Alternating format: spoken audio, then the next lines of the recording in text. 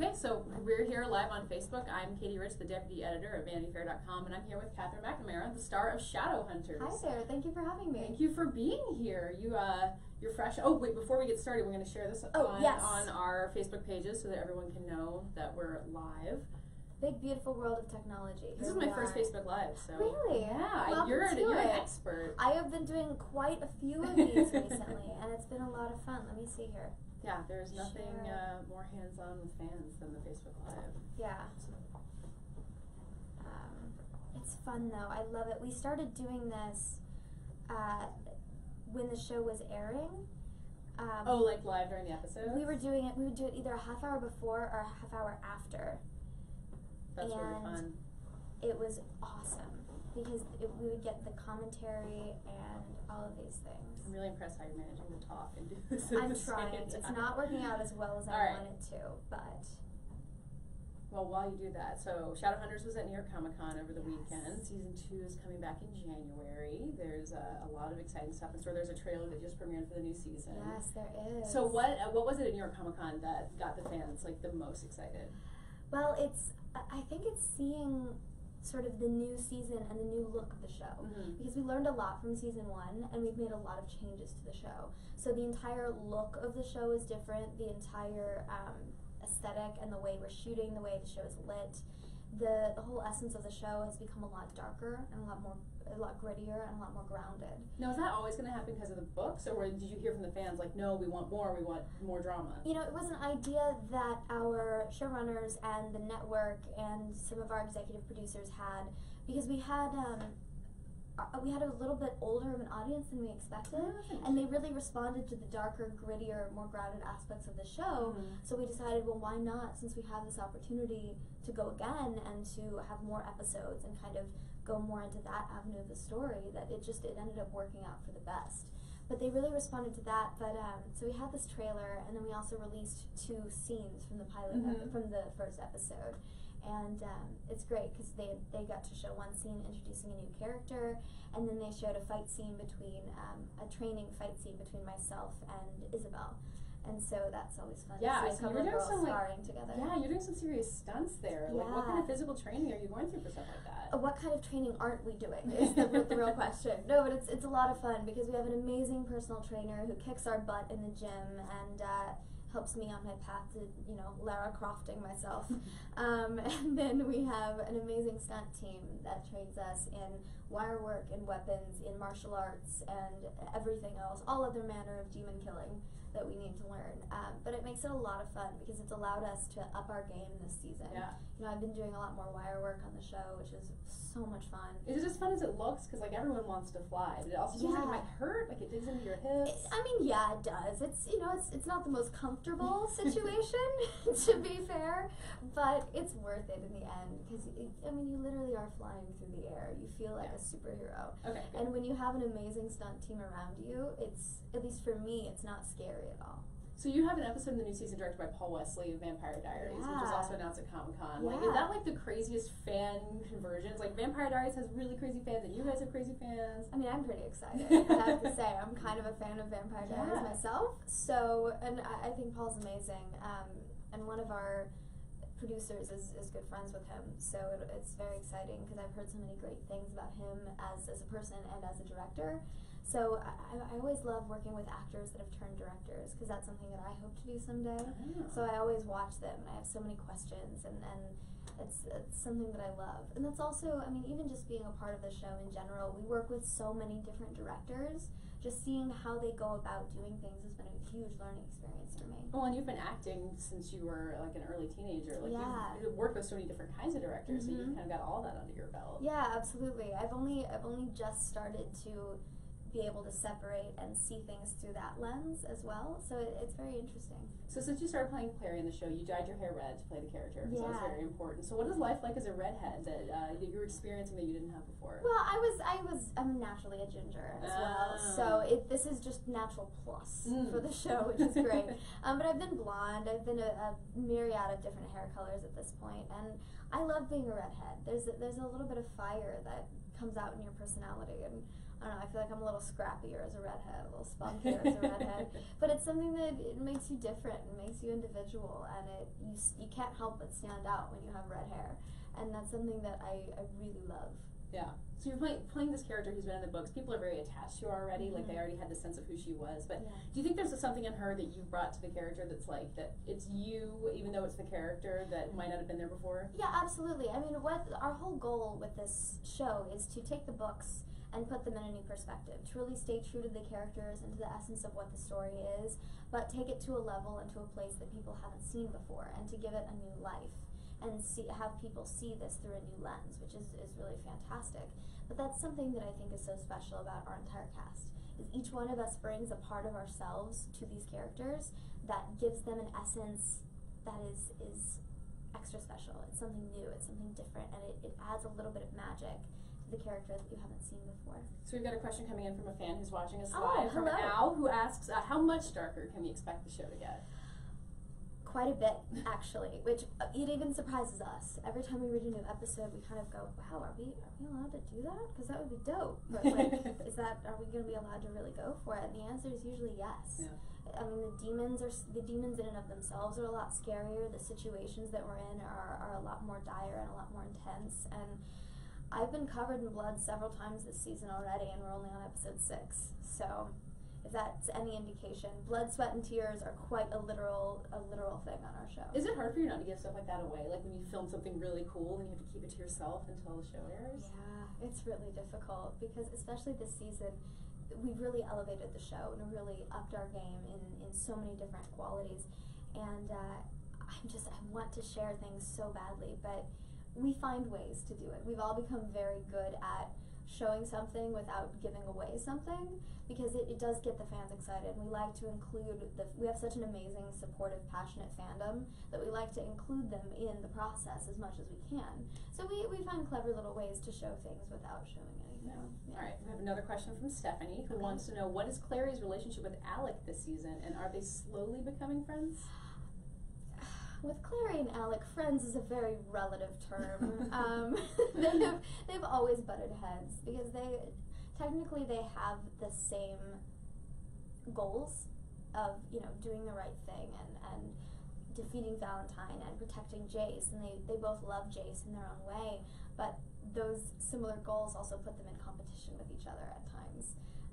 And with Alec being Jace's parabatai, which is like his brother in arms, and then with Clary being first his love interest, now his sister. It's complicated. It's a complicated show, but Clary and Alec actually are put together quite a bit this season. They go on missions together. Alec's starting to teach her how to be a Shadowhunter, and there is something that happens early on in the season that tears them apart and then eventually brings them closer. They bond over this dire situation that happens, and it's one of my favorite relationships because there is such a sass and such a spunk that they bring out in each other as they clash and as they butt heads. Do you look forward to those scenes? Always. You get to kind of be a little spicier. Yeah, and besides, I just love working with Matthew Daddario. He's one of my favorite human beings on this planet.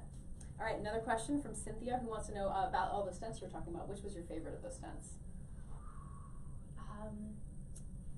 I think my favorite so far, I got to do a huge wire stunt kill the other day, where I was flying through the air with a sword in my hand, and it was pretty fun. What do they make the sword out of so you don't hurt yourself? Well, that's an interesting question. We have several different types of swords on the show. They've changed the look of them this season. So we have some, like when we're actually stabbing someone, we never obviously have a full sword in our hand. So it'll be the hilt of the sword with a little bit of the blade on it. So when we actually make contact, it looks like it's a blade sticking out of someone.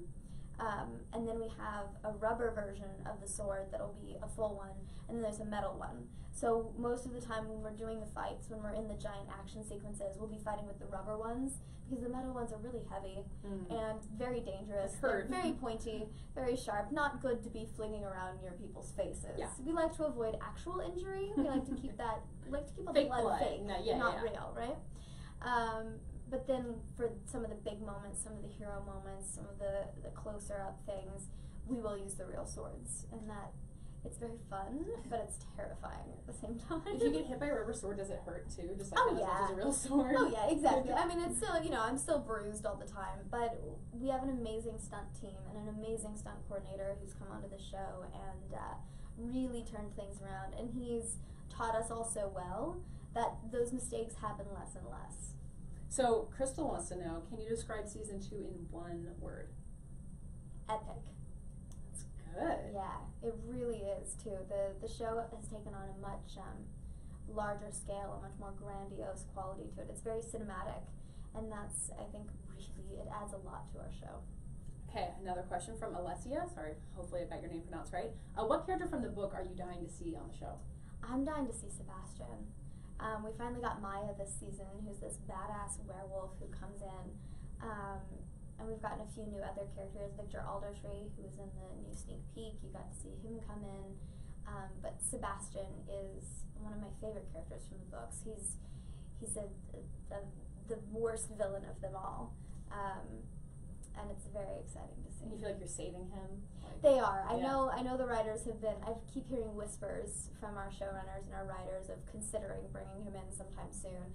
They don't tell me anything officially, but do you try to whisper in their ears, like as a fan of the books? Oh, like, always. Listen, guys. Yeah. Alberto Rosende plays Simon, my character's best friend, and so the two of us have read all of the books, and we kind of nerd out over them constantly. So we read a script, and we're always like, okay, so if this happens, does that mean that they're going to bring this in, or does that mean that they're going to do this to tie into this? And we always try and ask the writers, we're like, so, because whoever wrote the episode always comes to set to watch their episode be filmed. So we always kind of go, so, if this happens, like, this is so cool, but what does this mean? Like, can you tell us anything? Come on, you can tell us. And they're like, we're too smart for that. Yeah, exactly. Of course. They're like, no, actors, we're not going to tell you anything because you get too excited. But then you get to be surprised when the scripts come in, just like people who watch the episode. And that's what's so fun, is every time we get a new script, because we've strayed from the books and we're kind of doing our own thing, we never know what's going to happen, and we never know what's coming. And a lot of times we literally laugh, cry, and gasp while we're reading the script for the first time. Okay, from Sophie, if you could play another character on the show, who would it be? If not Sebastian, because he's not on the show yet, I would want to play Magnus Bane. It's Harry Shum Jr.'s character. And he is this amazing magical warlock who does all of these incredible things and just has the best wardrobe. He's got some serious style. Yeah, they've redone his apartment this season too. It's more of a flat than an apartment, to be honest. But it's just fantastic. I want to live there. Yeah, I was going to say, if you could live anywhere from the show, you'd live in this apartment then. Yeah, definitely. Alright, I'm going to mispronounce your name, I'm sorry. Itziar, I think. Which one of Clary's traits do you feel you most identify with? Probably either her passion or her loyalty. That's something I love about Clary, is that anything she does, she throws herself in 112%.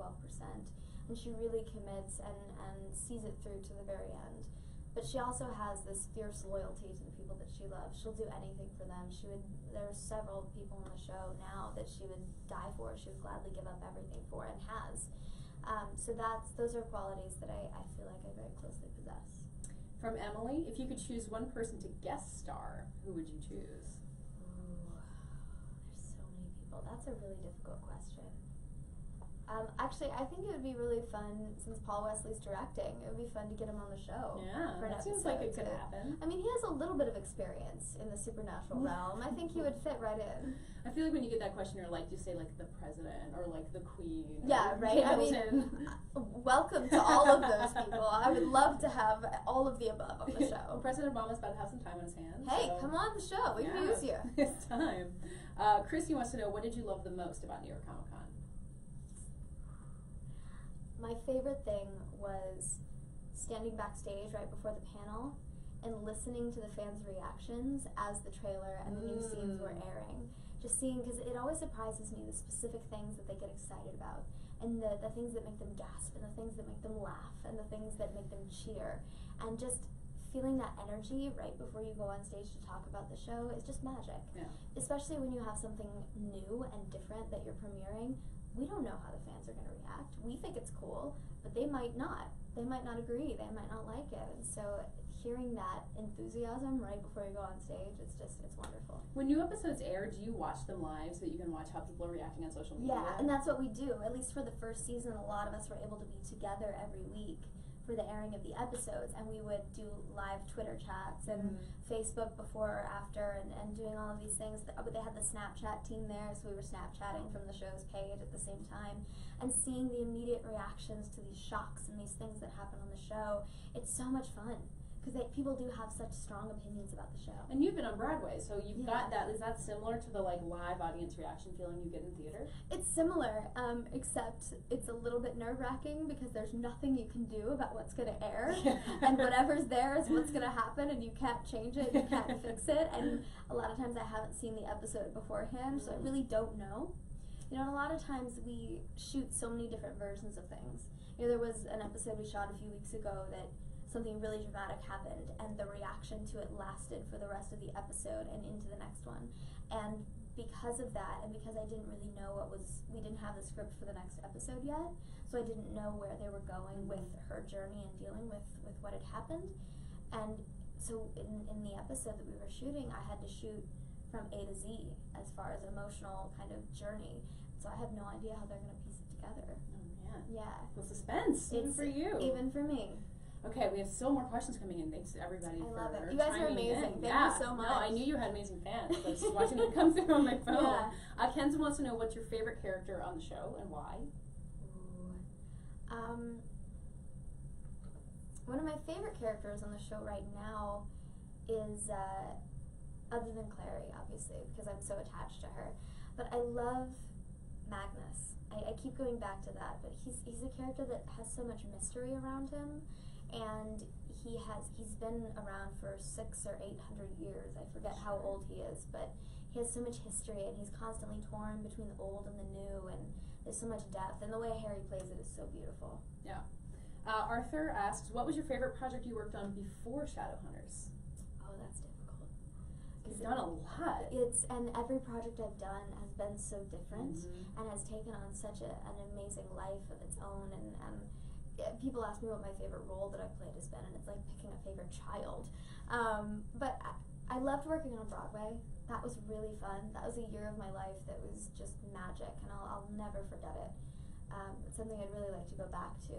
But I also loved shooting The Maze Runner, because it was such a cool experience and such a team experience, and the guys on that show the whole team, I say guys, I mean the collective group of us, are so great, and you know, spending a month and a half outside at night in the cold in Albuquerque is you need good friends. You need good friends to get you through that, but then, you know, you're also running around feeling like a badass with a rifle over your shoulder, and, you know, in this huge fight scene, and it's so epic.